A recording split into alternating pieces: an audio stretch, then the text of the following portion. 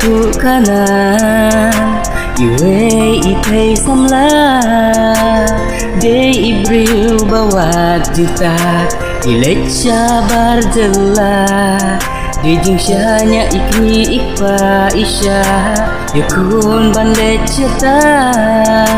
iap yakun inwan syayin kok badung batap yai kun wat lendet jiksneng ime jong pi abap midon jingai nanga ngam smo suk mansim na benta jong pi kun ngantre shita walayu sap kasing asya kun dei na benta jong pi oh oh oh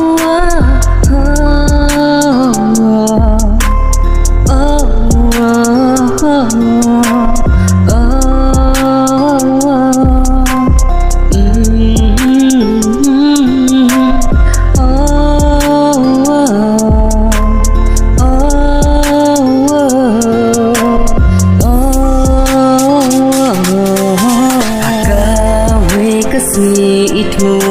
mande ho ekta iklem poi perkar badung untap yai tabun kisi kia iwa mshem shu yai tutin kadu iperka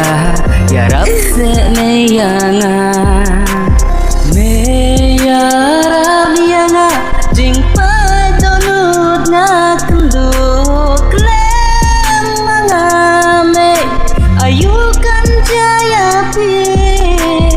bab ucoy ngam na bale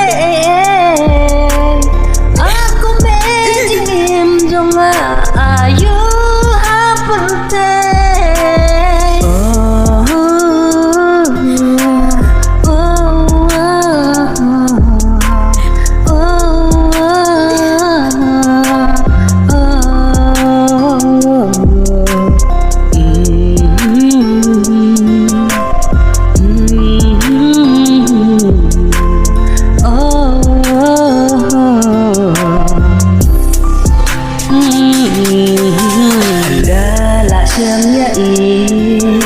Syaruk jong kawa